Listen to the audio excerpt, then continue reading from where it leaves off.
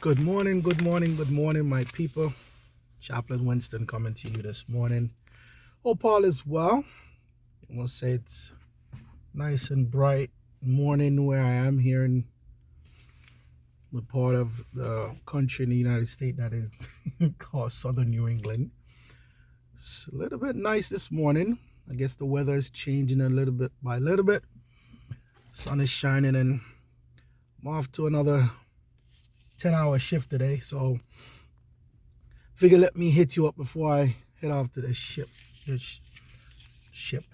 the shift this morning. So I want to share with you this morning on the thought, do not love the world.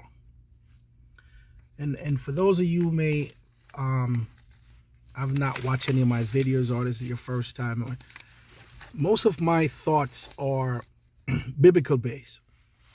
I read my scriptures and I take things from the scriptures and try to equate them to our practical day-to-day living. Somewhat, letting people know that the Bible is practical. So do not love the world. There's a scripture that talks about if we love the world, the love of the Father is not in us. It talks about the desires of the flesh, the desires of the eyes, and the pride of life. And the scripture encourages us that if we love the world, the love of God is not in us. It's funny because sometimes some of us don't want to hear certain things in scriptures. We want to tend to think that we can be whatever we want in this world and still have this love of God in us. Yet still the scripture warns us, the scripture tells us that we can't be mingling with the world, love up with the world, and say we love God. And one would say, well, we have to live in the world. Yes, we do. It's just like you can be a part of an organization, but you don't have to do the things that the organization do. Not because you and I may be rolling out and we're hanging out. I don't need to do the things that you do. That's what it means. When it talks about the desires of the eyes and the flesh and the pride of life, we crave so many things of the flesh. Every fleshly desire, we crave them.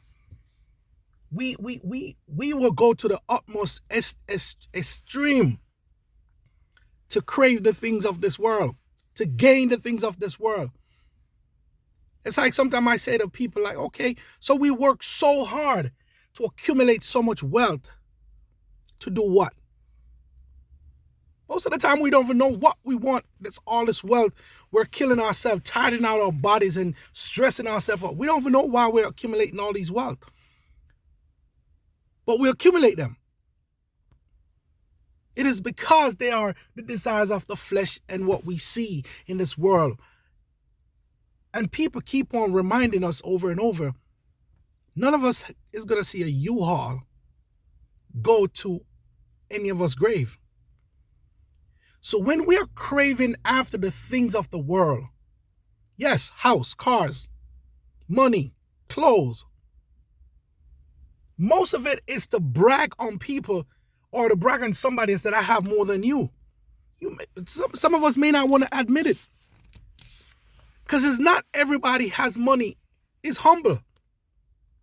The truth sometimes is like some people who has a lot of money, you don't even know that they have money. But why do we do these things? Because we want to be like the world. We want the world to see how we are. We want to make the world see us look like we're flourishing. But we could spend so much time investing in the things of the world, but yet still we don't want to invest in our spiritual life with Christ.